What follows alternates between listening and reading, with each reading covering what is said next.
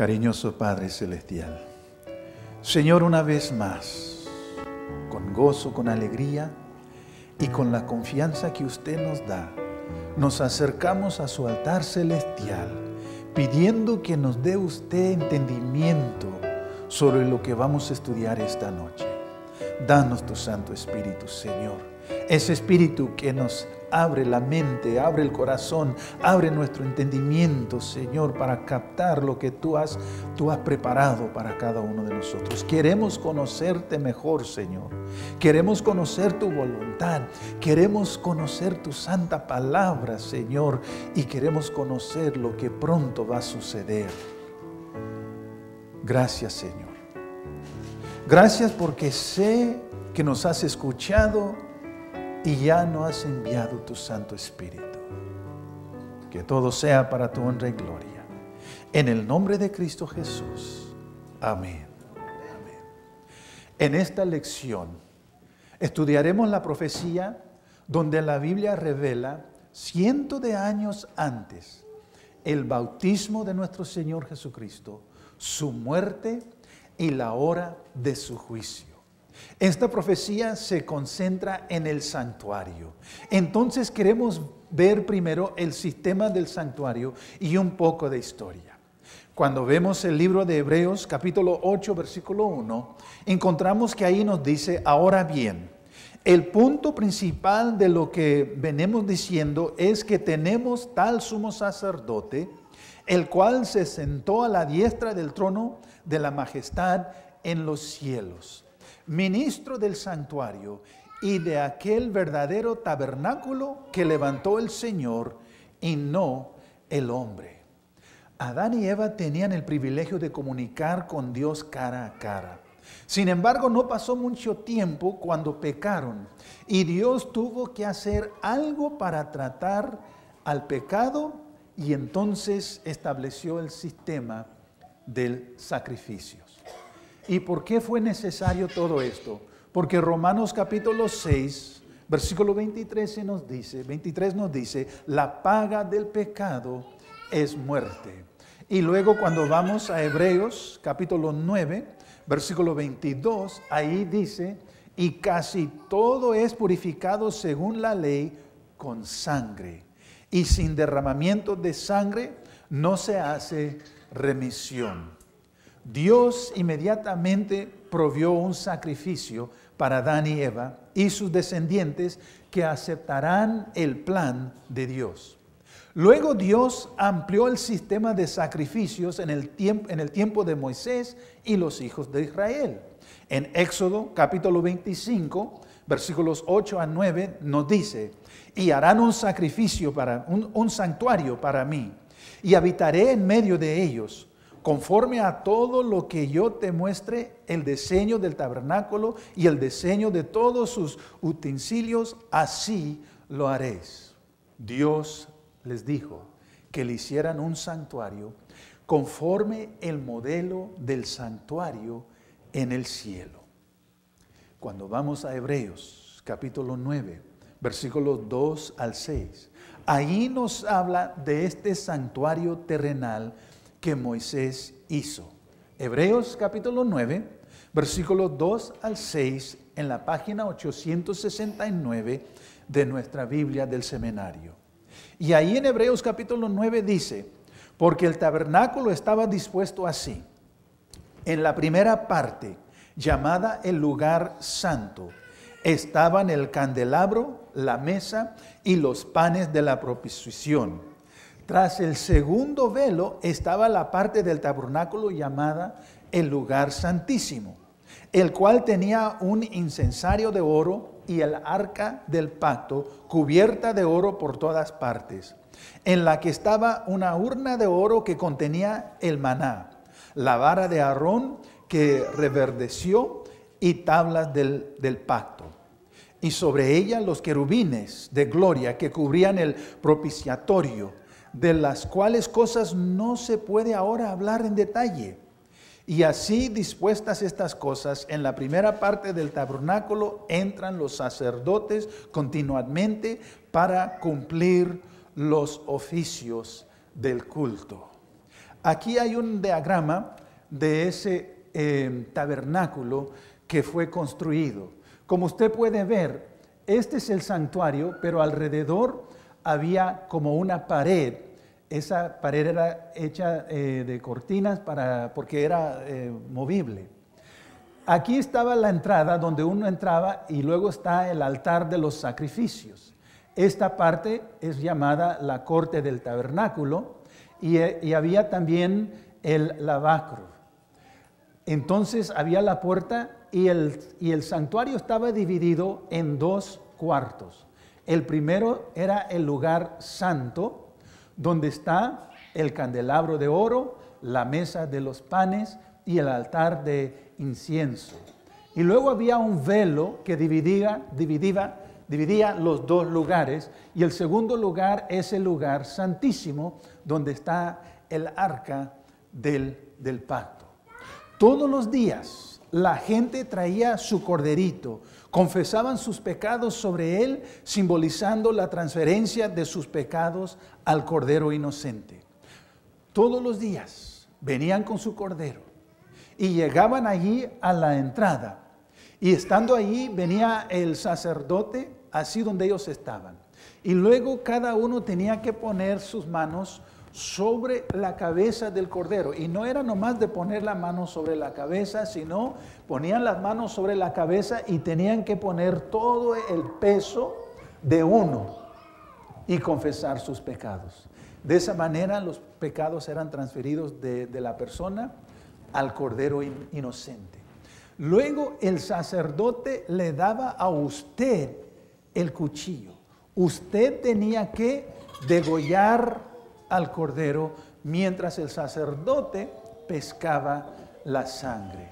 Y luego entonces al matar el cordero el sacerdote tomaba la sangre y la rociaba ante el velo y sobre el altar de ofrendas y sobre los cuernos del altar. De esta manera el pecado era transferido al santuario. Esto se hacía todos los días. Día tras día la gente traía esos sacrificios. Pero la Biblia dice que algo muy especial pasaba o sucedía una vez al año. Una vez al año tenía que limpiar el santuario de todo pecado. Era un culto especial llamado el día de expiación. Hebreos capítulo 9, versículo 7, ahí en la página 869 nos dice: pero en la segunda parte, solo el sumo sacerdote entraba una vez al año, no sin sangre, la cual ofrecía por sí mismo y por los pecados de ignorancia del pueblo. Esta limpieza anual se llevaba a cabo el 10º día del 7º mes del año religioso. 10 días antes sonaban las trompetas amonestando a la gente de lo que venía. Tenían 10 días para escudriñar sus corazones, para arrepentirse y confesar sus pecados. El día de expiación era un día muy solemne porque no podía quedar un pecado no confesado. Era un día de juicio. Los pecados del año entero tenían que tratarse y el santuario tenía que ser limpiado de todo pecado. En el libro de Levíticos, el capítulo 16, versículos 7 al 10, nos habla de cómo era este proceso. Nos dice exactamente qué sucedía. Levítico capítulo 18, versículos 7 al 10, página 89. Después tomará los 2 machos cabrillos y los presentará delante de Jehová a la puerta del tabernáculo de reunión. Y echará suertes a Aarón sobre los 2 machos cabrillos, una suerte para Jehová y otra suerte para Azazel. Ahora, Azazel representa al diablo, a Satanás. Y hará traer a Aarón el macho cabrío sobre el cual cayere la suerte por Jehová y lo ofrecerá en expiación. Mas el macho cabrío sobre el cual cayere la suerte por Azazel lo presentará vivo delante de Jehová para hacer la reconciliación sobre él, para enviarlo a Azazel al desierto. Note lo que sucede. 2 machos cabríos eran seleccionados. Uno era del Señor y el otro era de Azazel. Aarón sacrificaba el macho cabrío del Señor y rociaba entonces la sangre 7 veces delante del propiciatorio en el lugar santísimo. Y el versículo 15 dice: después degollará el macho cabrío en expiación por el pecado del pueblo y llevará la sangre detrás del velo adentro y hará de la sangre como hizo con la sangre del becerro y la esparcirá sobre el propiciatorio y delante del propiciatorio. Y el versículo 19 dice: y esparcirá sobre él de la sangre con su dedo 7 veces y lo limpiará y lo santificará de las inmundicias de los hijos de Israel. Al hacer todo eso, al terminar con eso, quedaba todo limpio. Pero luego el sacerdote hacía algo interesante. Allí en Levíticos capítulo 16, versículos 20 al 22, nos dice qué sucede. Cuando hubiera acabado de expiar el santuario y el tabernáculo de reunión y el altar, hará traer el macho cabrío vivo y pondrá Aarón sus 2 manos sobre la cabeza del macho cabrío vivo y confesará sobre él todas las iniquidades de los hijos de Israel, todas sus rebeliones y todos sus pecados, poniéndolos así sobre la cabeza del macho cabrío, y lo enviará al desierto por mano de un hombre destinado para esto. Y aquel macho cabrío llevará sobre sí todas las iniquidades de ellos a tierra inhabitada y dejará ir el macho cabrío por el desierto.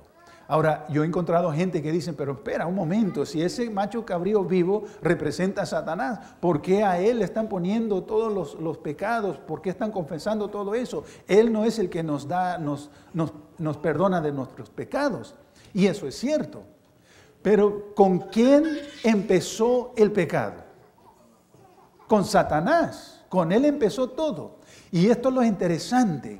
Al final de todo, cuando venga Cristo Jesús, cuando haga el juicio, cuando ha terminado todo, todos los pecados irán sobre Satanás. No porque Él nos salva a nosotros, no, Cristo es el único que nos salva a nosotros, pero porque con Él empezó todo. Y entonces con Él también va a ir todos esos pecados de todas las personas. Y como dice aquí, será cortado del pueblo y va a morir. Y hemos leído de eso, cómo Satanás finalmente va a morir. Queridos, todo esto apunta al día cuando Jesucristo vendría a ofrecerse a sí mismo de una vez por todas. Cuando Jesús vino para ser bautizado, Juan lo vio y dijo: ¿qué cosa? He aquí el Cordero de Dios. Todos sabemos que Jesús fue el Cordero que fue matado. La Biblia dice algo increíble, que algo sucedió increíblemente el momento que Cristo murió. En Marcos capítulo 15, versículo 38, dice que entonces el velo del templo se rasgó en 2. ¿De dónde? De arriba abajo. Desde arriba abajo. Cuando Cristo murió, acuérdese, Cristo, Juan lo dijo muy claro: este es el Cordero de Dios que quita, ¿qué cosa?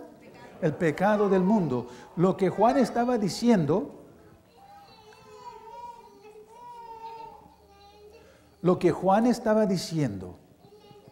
estaba diciendo a toda la gente: miren, pongan atención, todos aquellos corderos que hemos estado sacrificando todos los días, todos ellos representaban a este Cordero, el Cordero de Dios, que ha venido para dar su vida por nosotros. Entonces, cuando Cristo, el Cordero de Dios, el que representaba todos esos sacrificios, cuando Él murió en la cruz, el velo del templo que separaba el lugar santo del lugar santísimo se rompió. Y note cómo dice: desde arriba para abajo, de arriba para abajo.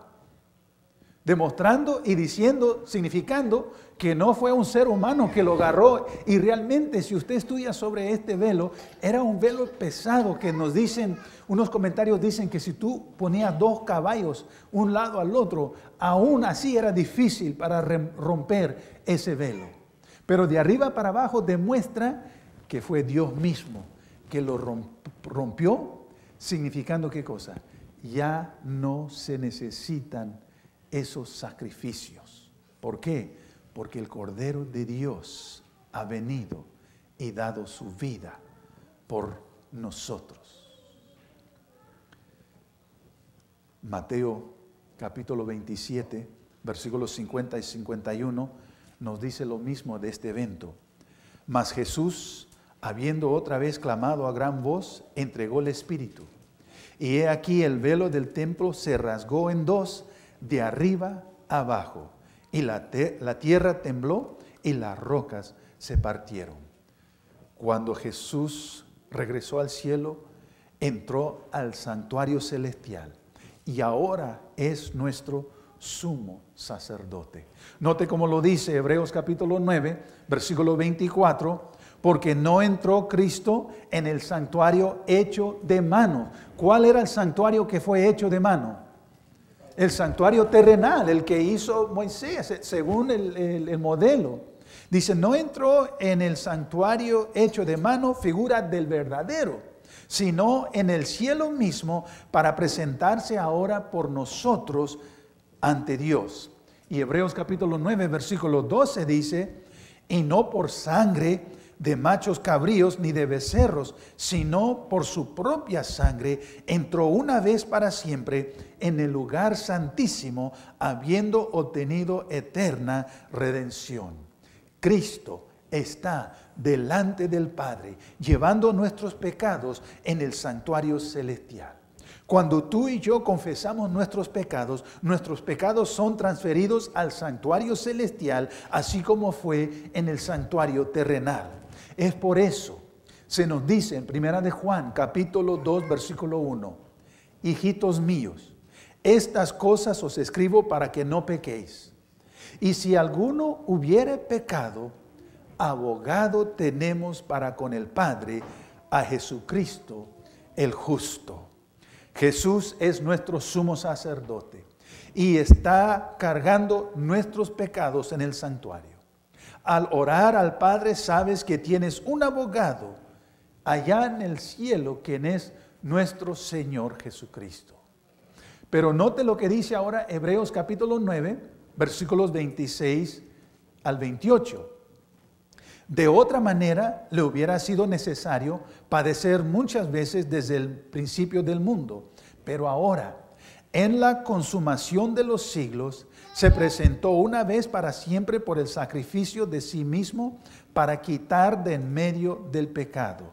Y de la manera que está establecido para los hombres que mueran una sola vez y después de esto el juicio, así también Cristo fue ofrecido una sola vez para llevar los pecados de muchos y aparecerá por segunda vez sin relación con el pecado para salvar a los que le esperan.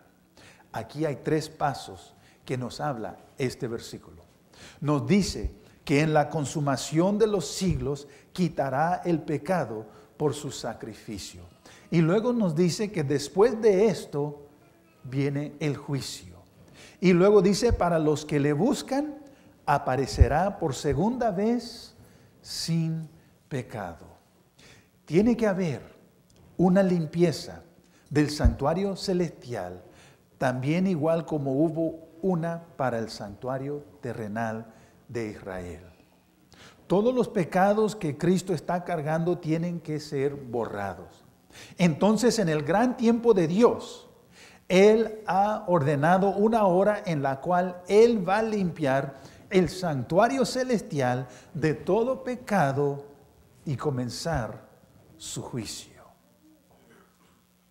Así como fue en el santuario terrenal, pero en el santuario terrenal era una vez al año, cada año, en el día de expiación. Lo mismo va a suceder en el santuario terrenal, pero va a ser una vez en el santuario celestial, pero una vez para siempre, para siempre. Y aquí está lo interesante.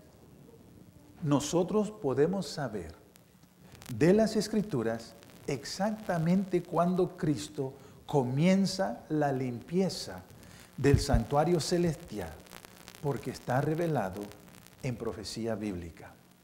Vamos a Daniel capítulo 8 y el versículo 14.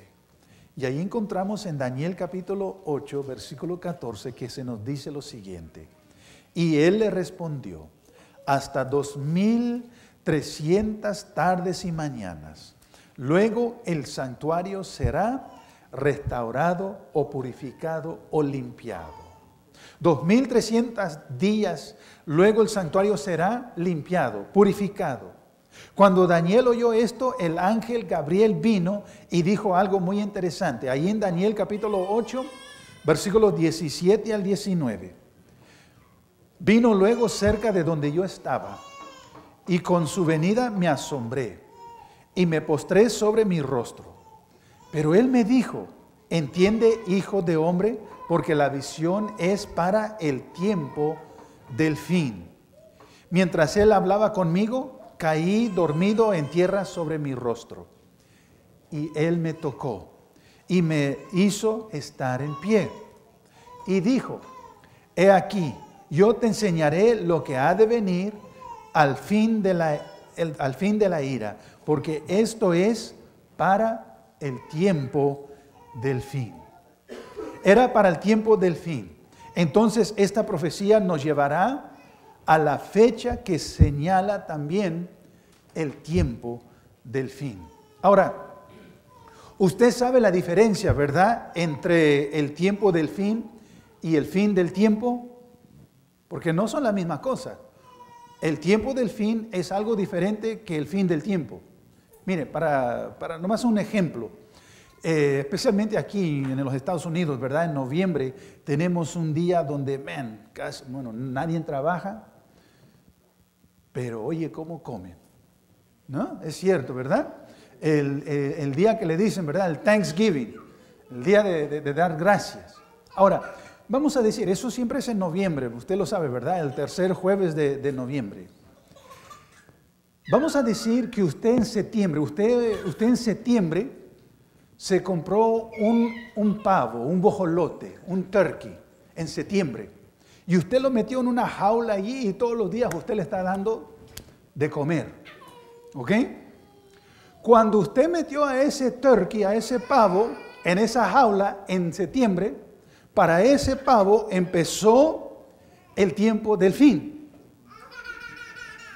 ¿Me entiende? Ahora, en noviembre, el día de Thanksgiving o el día antes, usted va a la jaula y saca a ese pobre pavo y le hace ¿qué cosa? Cuando usted le hace eso, para ese pavo llegó el fin del tiempo. Son dos cosas muy diferentes. Esta profecía nos habla cuando comienza el tiempo del fin. Daniel, capítulo 8, versículos 26 a 27. Dice, la visión de las tardes y mañanas que se ha referido es verdadera. Y tú guarda la visión, porque es para muchos días. Y yo, Daniel, quedé quebrantado y estuve enfermo algunos días, y cuando convalecí, atendí los negocios del rey, pero estaba espantado a causa a la visión y no la entendía. Daniel era un judío cautivo, recuérdese, trabajando para el rey de Babilonia. El reino de Babilonia había conquistado a los judíos unos cuantos años antes, destruyendo la ciudad de Jerusalén, el santuario y matando miles de judíos alrededor del año 500 antes de Cristo. Daniel estaba deseando el tiempo cuando Jerusalén y el templo serán reconstruidos. Entonces usted se puede imaginar cómo se sentía Daniel cuando el ángel viene y le dice, mira Daniel, serán 2300 días, o acuérdese, en profecía, un día representa un año. Entonces el ángel realmente vino a dejarle saber a Daniel, Daniel, después de 2300 años, entonces el santuario será limpiado. El ángel Gabriel, en el versículo 16, iba a hacer a Daniel entender la visión. Pero Daniel estaba tan asustado por la visión que se desmayó y la interpretación se dejó incompleta. Al terminar Daniel 8, está claro que Daniel no entendía la profecía. Pero abrir Daniel 9 comienza con la recuperación de Daniel y su oración para tener entendimiento. Y en Daniel capítulo 9, versículos 21 al 23, el ángel Gabriel regresa para continuar con su explicación y darle a Daniel el entendimiento sobre la profecía. Daniel capítulo 9, versículo 21 al 23. Aún estaba hablando en oración cuando el varón Gabriel, a quien había visto en la visión al principio, volando con presteza, vino a mí como a la hora del sacrificio de la tarde. Y me hizo entender y habló conmigo diciendo, Daniel, ahora he salido para darte sabiduría y entendimiento. Al principio de tus ruegos fue dada la orden, y yo he venido para enseñártela, porque tú eres muy amado. Entiende pues la orden y entiende la visión. Qué bonito, ¿verdad?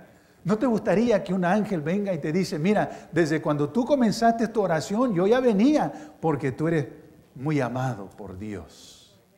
Lo importante es que no necesitamos un ángel decirnos eso. La palabra nos dice muy claro, somos muy amados por Dios. A mí me encanta eso. Jesus loves me, this I know. Why? For the Bible tells me so. You don't have to tell me, the Bible tells me so. Ahora, en el versículo 24, ahí de Daniel 9, entonces empieza a dar la explicación. Note lo que dice. 70 semanas están determinadas sobre tu pueblo. ¿Cuál era el pueblo de Daniel? Los judíos. 70 semanas están determinadas sobre tu pueblo y sobre tu santa ciudad, para terminar la prevaricación y poner fin al pecado, y expiar la iniquidad para traer la justicia perdurable y sellar la visión y la profecía y ungir al santo de los santos. Queridos, deja decirle lo que estaba sucediendo. El pueblo de Dios a veces, cuando todo iba bien, a veces se olvidaban de Dios y desobedecían, empezaban a hacer lo que no debían de hacer. Dios les mandaba profetas, Dios les mandaba mensajes, Dios siempre les mandaba a alguien para amonestarlos. Hey, regresa a mí, no andes haciendo eso. Pero a veces el pueblo como que sentían que todo va bien, hey, I'm okay. Seguían en sus caminos que no eran correctos. Entonces Dios enviaba algún ejército, alguna nación, a alguien para llevarlos como esclavos. Y entonces cuando estaban allí de esclavos en la esclavitud, ¿qué hacía el pueblo de Dios? Oh Dios, por favor, ayúdanos, que te vamos a obedecer, Señor, ayúdanos por favor.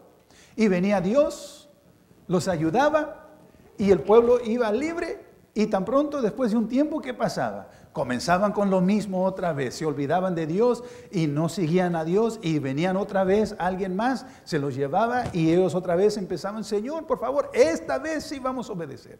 Entonces estaba este tiempo donde sí y no, y sí y no. Tenemos que recordar algo. Dios es muy misericordioso y muy paciente con nosotros, gracias a Dios. Pero Dios también es un Dios justo. Hay un momento que Él dice, ok, hasta aquí.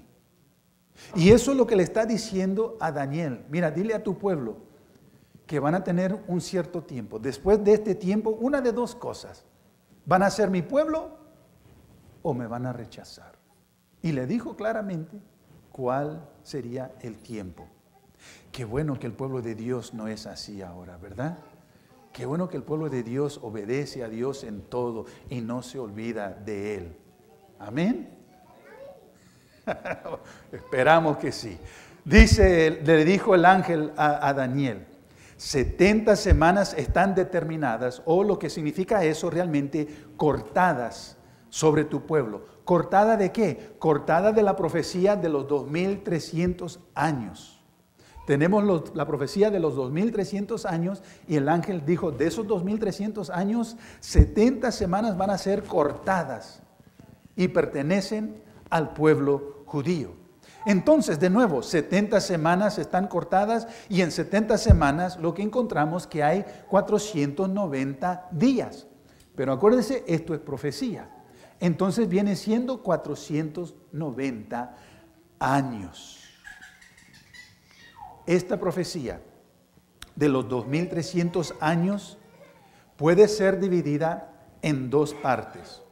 Los primeros 490 años es para los judíos. Los otros 1810 años que quedan nos llevan al tiempo cuando el santuario será purificado, cuando comienza el juicio y cuando empieza el tiempo del fin.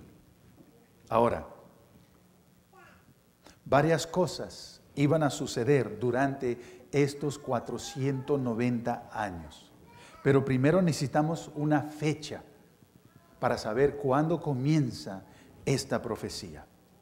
Interesantemente, en Daniel capítulo 9, versículo 25, encontramos el evento que nos da la fecha para comenzar. Daniel capítulo 9, versículo 25, el ángel le dice a Daniel, sabe pues y entiende que desde la salida de la orden para restaurar y edificar a Jerusalén hasta el Mesías príncipe, habrá 7 semanas y 72 semanas, se volverá a edificar la plaza y el muro en tiempos angustiosos. El ángel le dijo, cuando salga la orden para restaurar y edificar a Jerusalén, eso es cuando empieza esta profecía. ¿Cuándo fue esto? No se le olvide usted esta noche a la salida llevárselo su lección, porque los versículos que voy a compartir con usted están allí en esa lección también. Porque en Esdras capítulo 7, versículos 11 al 12, ahí se registra el decreto escrito por el rey Artajerjes y nos dice que fue en el año 457 antes de Cristo, cuando ese rey permitió a los judíos regresar a Jerusalén con la autoridad civil para reconstruir la ciudad y reconstruir también el templo. Este decreto se dio en el año 457 antes de Cristo. Entonces, esta profecía comienza en el año 457 antes de Cristo. Regresemos a Daniel capítulo 8 y el versículo 24, donde nos dice que 490 años iban a ser cortados sobre la nación del pueblo de Dios.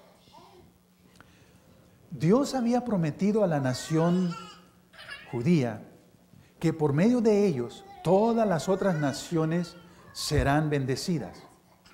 Debían ser un pueblo especial, pero Dios les había dicho que si no iban a obedecer, no podían ser ese pueblo especial.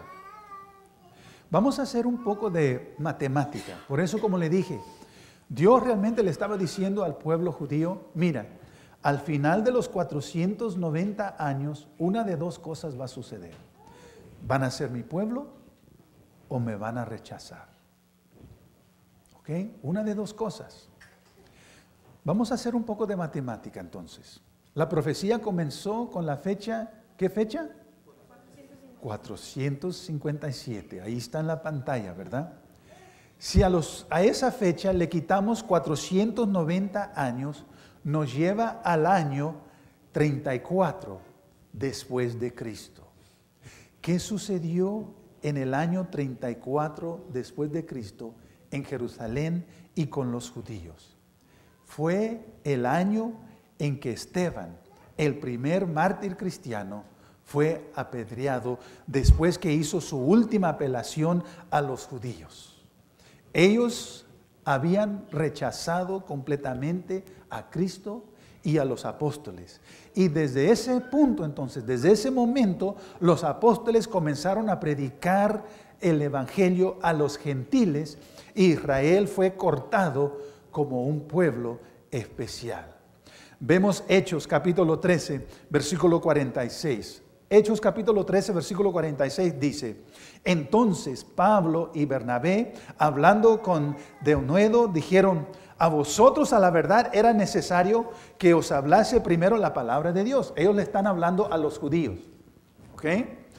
Era necesario hablarles primero la palabra de Dios. Mas puesto que la desecháis y no os juzgáis dignos de la vida eterna, he aquí nos volvemos a los gentiles.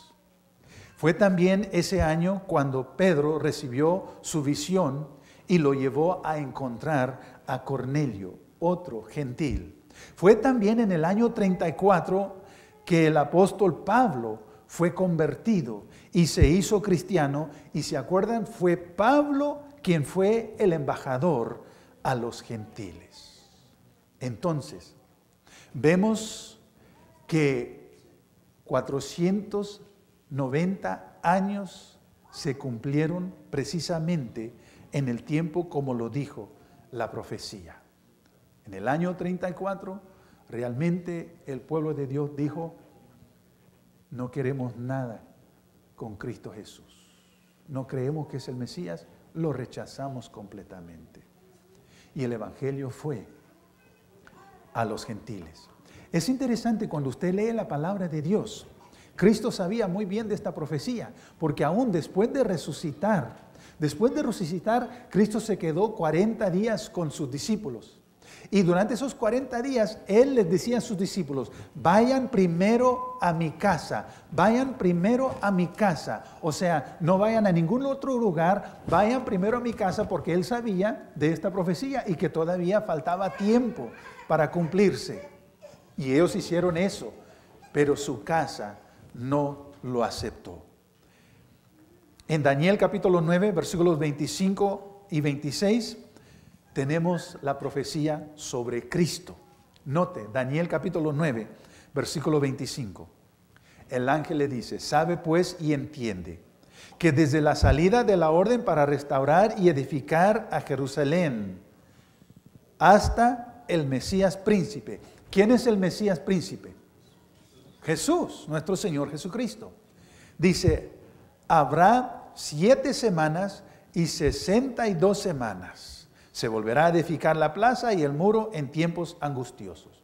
Ahora note lo que le dice el ángel. 7 semanas y 62 semanas son 69 semanas. El ángel le dice ahora otra profecía. Mira, dice Daniel, te voy a decir otra cosa. Desde que salga la orden, y la orden salió ¿en qué año? 457. Dijo: desde ese momento, tú calcula ahora 69 semanas. Y 69 semanas, hermanos, nosotros sabemos que son 483 días, pero estamos hablando de profecía, 483 años. El ángel le dice: mira, desde 457, tú calcúlale ahí 483 años. Después de 483 años va a aparecer el Mesías, Cristo Jesús. Y si usted hace eso, nos lleva al año 27 después de Cristo. Ahora, hay algunos que dicen: momento, Cristo no nació en el año 27. No, es cierto, no nació en el año 27. Los mejores cálculos que tenemos es que Él nació el año 1 o 2 antes de Cristo. Pero ¿cuándo fue que Cristo comenzó su ministerio? Cuando fue bautizado. ¿Se acuerda? Cuando fue bautizado, salió del agua, del cielo se escuchó la voz del Padre decir: ¿qué cosa? He aquí, este es mi Hijo amado. Y de entonces se vio el Espíritu Santo en forma de paloma que venía sobre él. O sea, eso es cuando él fue ungido. Y Mesías en el hebreo significa el ungido, y Cristo en el griego significa el ungido. Cristo comenzó su ministerio cuando Él fue bautizado. ¿Y cuándo fue bautizado? Si usted lee el libro de Lucas, el capítulo 3, versículo 1, dice que fue el 15º año del imperio de Tiberio César. Y muchos registros dicen y nos dan la fecha está bien escrita, fue en el año 27 después de Cristo. Aún Cristo mismo dijo, el tiempo se ha cumplido. ¿Alguna vez se ha preguntado usted por qué Cristo duró 30 años en una carpintería antes de salir y declarar que era el Mesías? Cristo leyó la misma profecía que estamos estudiando esta noche. Y basando en eso, Jesús sabía exactamente el año que debía de aparecer. En el año 27, cuando Él fue bautizado. Ahora, note Daniel capítulo 9 y el versículo 26. Daniel 9, versículo 26 dice, después de las 72 semanas se quitará la vida al Mesías, mas no por sí. Muy bien, lo estoy viendo a ver si están poniendo atención. Después, dice, después de las 72 semanas se quitará la vida al Mesías, mas no por sí. Y el pueblo de un príncipe que ha de venir destruirá la ciudad y el santuario. Y su fin será con inundación, y hasta el fin de la guerra durarán las devastaciones. Dice que se quitará la vida del Mesías después del año 27. Y también dice que la ciudad y el santuario serán destruidos y dejada desierta. Jesús muchas veces habló de esto. Mire nada más, Mateo capítulo 23, versículo 37. Cristo dijo, Jerusalén, Jerusalén, que matas a los profetas y apedreas a los que te son enviados. ¿Cuántas veces quise juntar a tus hijos como la gallina junta a sus, ¿qué dice? Polluelos, dice, debajo de las alas, pero no quisiste. He aquí, dijo Cristo Jesús, vuestra casa os es dejada desierta. Y cuando leíamos Mateo 24, versículo 2, respondiendo Él les dijo, ¿veis todo esto? Y Él estaba apuntando al santuario. ¿Ves todo esto? De cierto os digo que no quedará aquí piedra sobre piedra que no será derribada. En el año 70, esto es algo triste, porque usted se acuerda cuando Cristo murió en la cruz. ¿Qué sucedió en el santuario? ¿Se acuerdan? Acabamos de leer eso. Ya, el velo se rompió desde arriba para abajo, significando que ya no se necesitaban más los sacrificios. Interesantemente, tristemente, los judíos no creían eso y solo lo que hicieron es poner otro velo y continuar con los sacrificios. Y lo hicieron hasta el año 70. En el año 70, este versículo que acabamos de leer se cumplió. Cuando el ejército romano rodeó así a Jerusalén y destruyó la ciudad y destruyó el santuario. La historia está documentada como uno de los eventos más terribles que ha sucedido. Desde ese día, el templo nunca ha sido reconstruido. Y de ese día, los judíos ya no hacen los sacrificios. ¿Saben por qué? Porque lo que dice Dios en su palabra siempre se cumple. Siempre se cumple. Regresamos a Daniel capítulo 9, versículo 27. Noten lo que dice Daniel capítulo 9, versículo 27. Y por otra semana confirmará el pacto con muchos. A la mitad de la semana hará cesar el sacrificio y la ofrenda. Después con la muchedumbre de las abominaciones vendrá el desolador hasta que venga la consumación. Y lo que está determinado se derrame sobre el desolador. Jesús confirmó su pacto con los judíos por una semana, 7 años. Desde año 27 hasta el año 34. Después de esto los judíos fueron cortados, como hemos estudiado. Pero a la mitad de esa semana, a la mitad de esos 7 años, Jesús hará cesar el sacrificio. 7 semanas, 7 años literales, 7 días proféticos son 7 años literales. A la mitad de 7 es ¿qué cosa? 3 años y medio. ¿Cuánto tiempo era el ministerio de nuestro Señor Jesucristo? 3 años y medio. En la mitad de esa semana, después de 3 años y medio, a la mitad de esos 7 años, ¿qué le sucedió a nuestro Señor Jesucristo? Fue crucificado. Y de nuevo recuerdan, cuando fue crucificado en el templo, se rompió el velo, significando que ya no eran necesarios los sacrificios. Cuando Cristo murió, entonces hizo cesar los sacrificios y la ofrenda. Exactamente como lo dice la Biblia. En el año 31, en el otoño del año 31, nuestro Señor Jesucristo fue crucificado. Y luego, en el año 34, como hemos estudiado, los judíos rechazaron completamente a Cristo Jesús. Todo sucedió como había sido profetizado.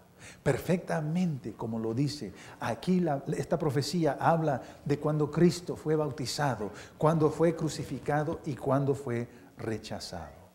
Entonces vemos que los años de los 400, la profecía de los 490 años termina en el año 34. De nuevo, cualquiera puede ver que esta profecía se cumplió. No importa, usted puede estudiar esta profecía vez tras vez y siempre sale lo mismo. Año 457 es cuando salió el decreto y es cuando comienza la profecía. Y luego en el año 27, 483 años después, como dice la profecía, Cristo fue bautizado. Y luego 3 años y medio después, como dice la profecía, a la mitad de los 7 años, Cristo fue crucificado. Y por eso le digo, cuando Cristo resucitó y vino, tuvo 40 días con los discípulos, Él les decía, a mi casa, vayan a mi casa, vayan a mi casa. ¿Por qué? Porque Él sabía que todavía faltaban 3 años y medio para cumplirse esta profecía. Entonces después, en el año 34, el Evangelio va a los gentiles. La Biblia es algo fantástico. Dios es increíble. Las profecías se cumplen exactamente como Él lo ha dicho. Pero ahora quiero hacer algo rapidito aquí. Hoy día quiero concentrarme en esa última semana, los 7 años. ¿Por qué? Porque hoy día alguna gente toma esa semana y sin algún apoyo bíblico, sin ningún versículo de la Biblia, lo sacan del contexto y lo ponen más de 2000 años en el futuro para aplicarlo a una futura tribulación de 7 años que debe de suceder según ellos. Y esa gran tribulación, en esa gran tribulación debe suceder después del rapto secreto. Pero nosotros hemos estudiado ya que la Biblia no enseña nada de algún rapto secreto. Dicen ellos que entonces, después de ese tiempo, después de 3 años y medio, después que haya el rapto secreto, 3 años y medio después va a aparecer el anticristo. Y después, cuando se cumplen los 7 años, vendrá el fin. Querido, usted puede buscar en toda la Biblia y usted no va a encontrar que enseña eso. Sí habrá un tiempo de tribulación, pero en ningún lugar nos dice que será por 7 años.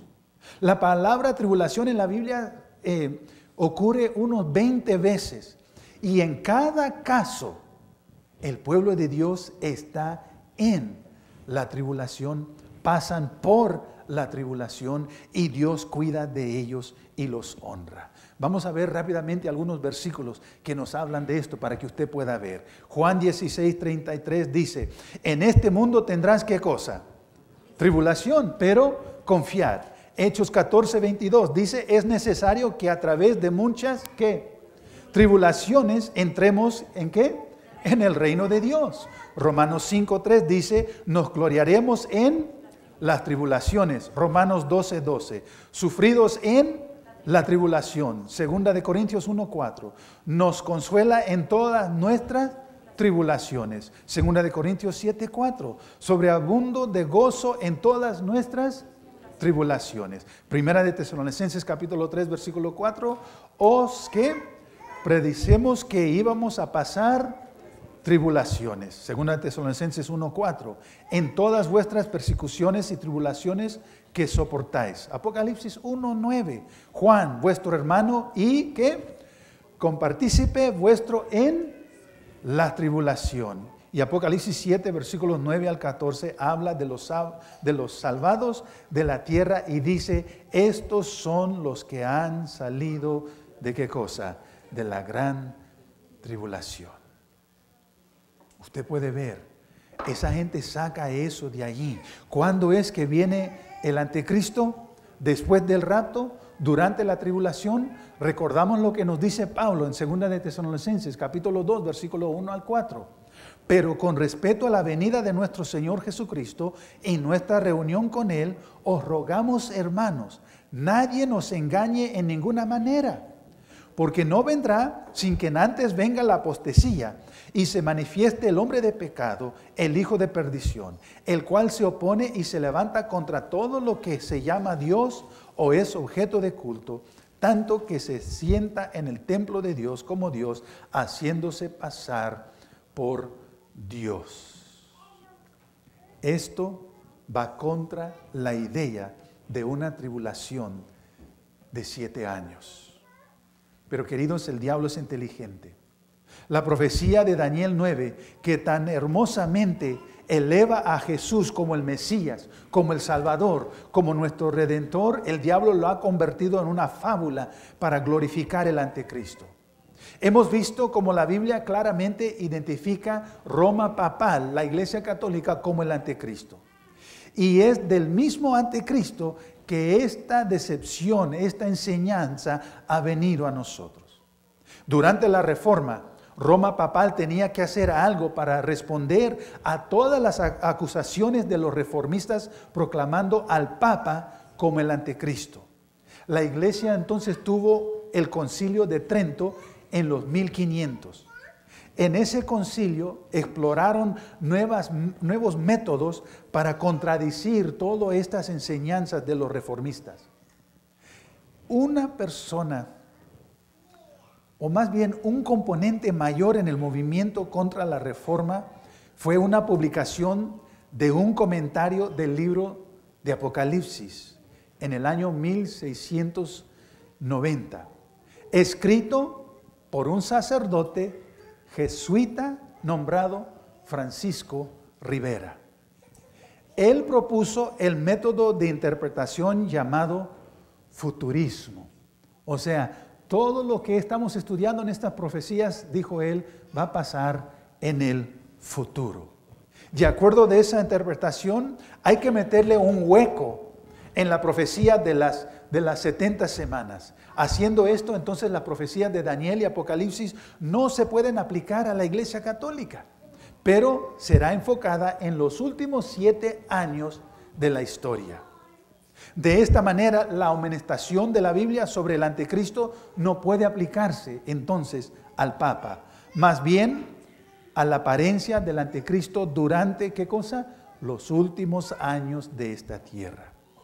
Ahora, esta enseñanza no fue aceptada y usted puede ver por qué, por los reformistas. Muy pocos lo aceptaron.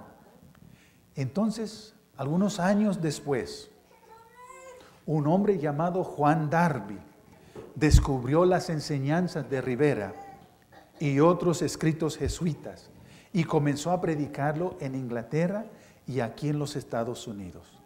Darby era un autor prolífico y entonces él organizó una interpretación futurística en un sistema llamado dispensacionalismo. Y el centro de toda esa enseñanza era, ¿qué cosa? ¿Qué cree usted que era el centro de su enseñanza? El rapto secreto.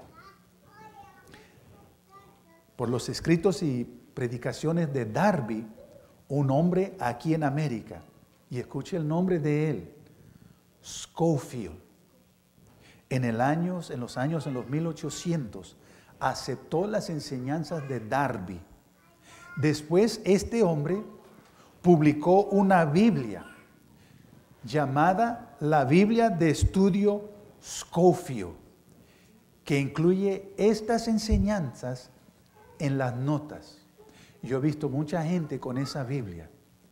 Y esa Biblia, en las notas abajo, tienen estas mismas enseñanzas del rapto secreto, del anticristo que vendrá después, de los 7 años de tribulación al final.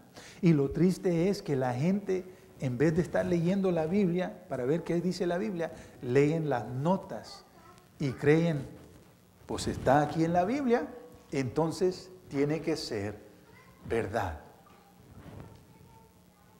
De nuevo, aún para ese tiempo, muy poca gente aceptó esa interpretación de la profecía bíblica. Pero luego llegó un hombre con el nombre de Hal Lindsey y él descubrió las enseñanzas de la Biblia Scofield y él las incluyó en un libro titulado La Gran Planeta Tierra. Y ese libro se vendió, como dicen, como pan caliente por todo lugar, por todo el mundo. Casi todos los predichos de ese libro se han probado falsos, pero la gente lo acepta como verdad y una enseñanza de la Biblia.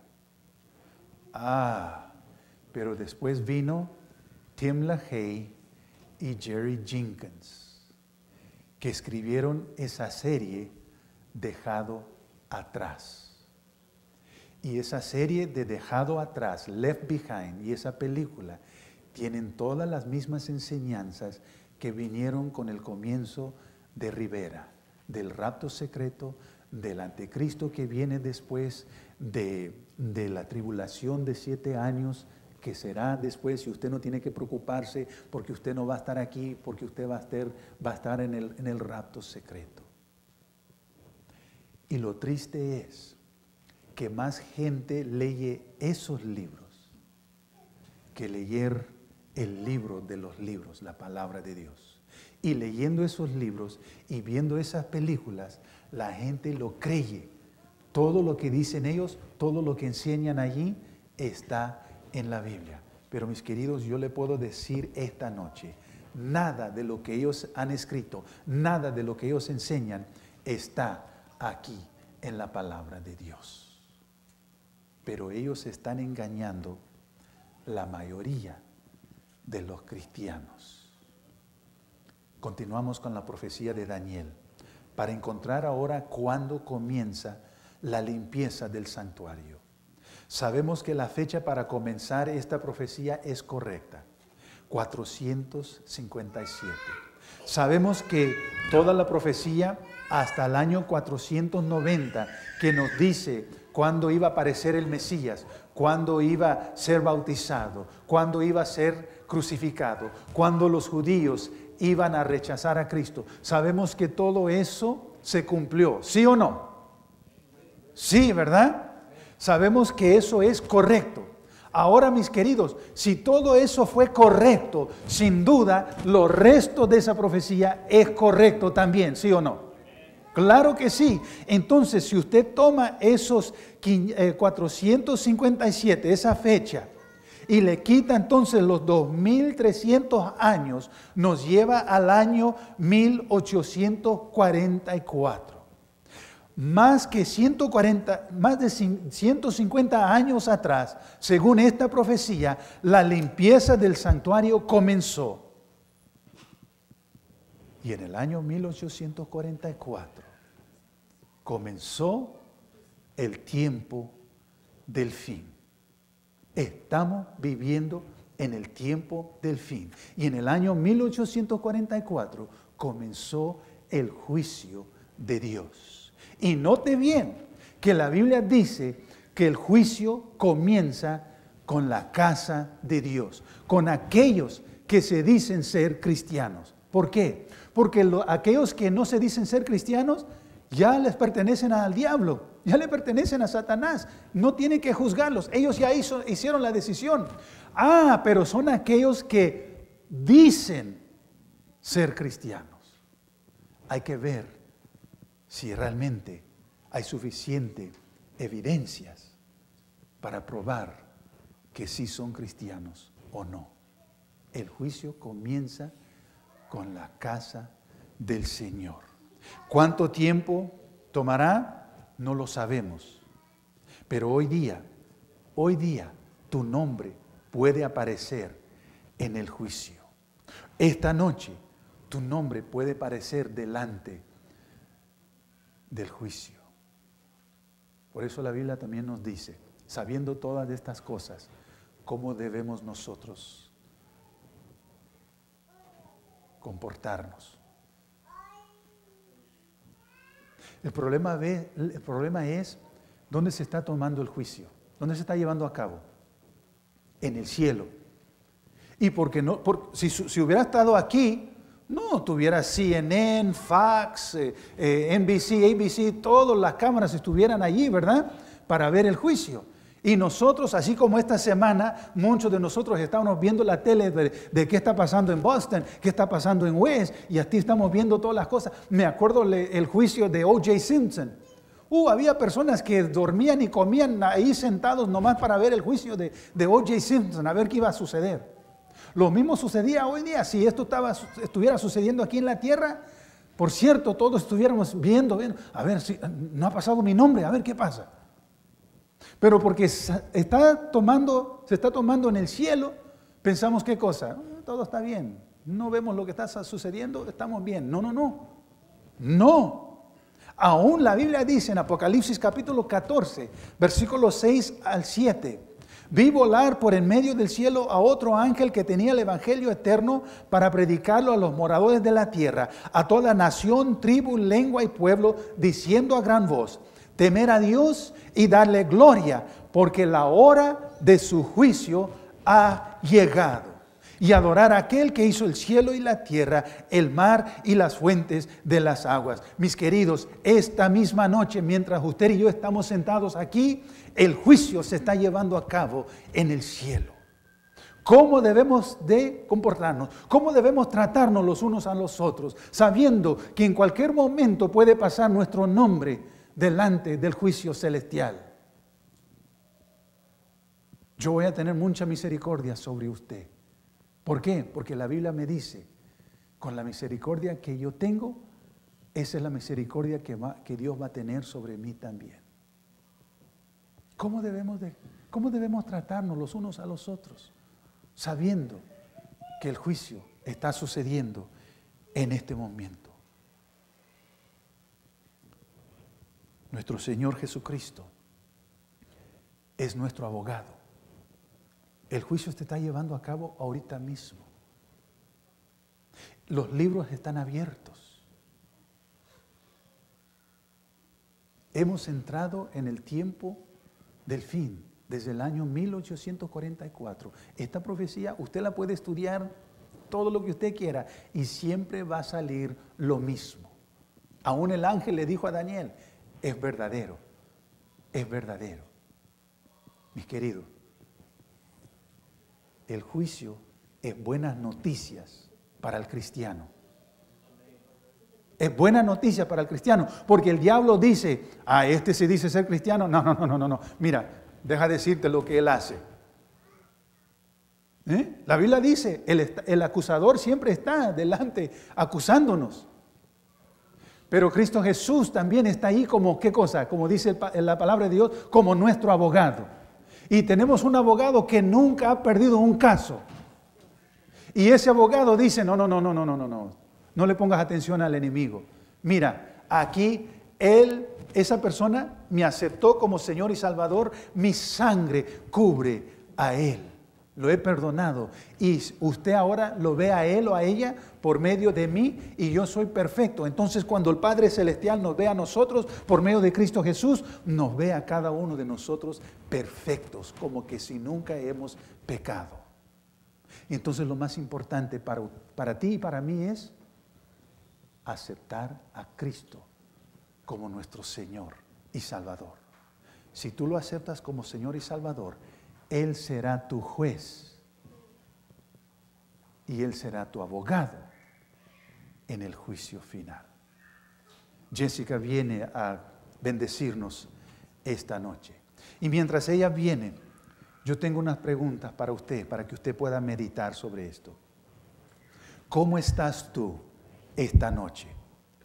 ¿Cómo está tu relación con Cristo esta noche?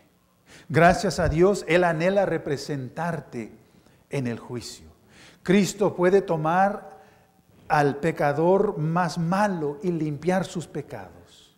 Puede darle su justicia y presentarlo delante del trono de Dios perfecto. Jesús quiere ser tu abogado. Él quiere ser tu Salvador y tu Señor. Esta noche, acéptalo como tu Señor y Salvador, y Él será tu abogado en el juicio final. ¿Habrá suficientes evidencias para decir, sí, él, ella, él, son cristianos? No. No digo que porque vas a la iglesia. No. Porque la realidad es, hay muchos que van a la iglesia por obligación, no porque realmente creen. En el juicio que se está llevando a cabo ahora mismo, están los libros. Y ahí en los libros está escrito todo. Podemos hablar, vestirnos como buenos cristianos, pero Dios sabe lo que hay adentro. Y eso es lo que es lo más importante. ¿Qué es lo que hay acá adentro? Yo le doy gracias a Dios que Cristo es mi abogado. Porque Él me conoce mejor que yo me conozco a mí mismo. Señor, gracias. Gracias primero porque diste tu vida por nosotros en la cruz del Calvario. Y luego gracias porque ahora, no solamente eso, sino que ahora estás como nuestro abogado en el juicio celestial. Señor, envía tu Espíritu Santo que nos hable a nosotros constantemente, porque queremos vivir contigo por toda la eternidad. Y a veces nosotros mismos, así como dice Jeremías, el corazón es engañoso. Y a veces nosotros nos vemos a nosotros mismos y pensamos, I'm ok, todo está bien. Pero tu Santo Espíritu viene y nos dice claramente, directamente, dónde necesitamos que cambiar. No mejorar, sino cambiar. Y luego tú nos das el poder. Si te permitimos, tú eres el que nos transformas completamente. Estamos aquí esta noche diciéndote, Señor, queremos que Cristo sea nuestro abogado. Queremos que Cristo sea nuestro Señor y Salvador. Bendice, Señor, a cada persona aquí hoy esta noche. Cuida de ellos, llévalos con bien a sus hogares, Señor mío, pero que puedan venir mañana para seguir estudiando de tu santa palabra. Te lo pido en el nombre de Cristo Jesús. Amén, amén. Queridos, del infierno no es el fuego. El fuego es la más rápida, más misericordiosa manera que Dios puede destruir el pecado. Pero el asunto verdadero del infierno es cuando la gente se dan cuenta que han perdido todo. Han perdido el cielo y una eternidad de gozo porque prefirieron el placer del pecado más que la vida eterna.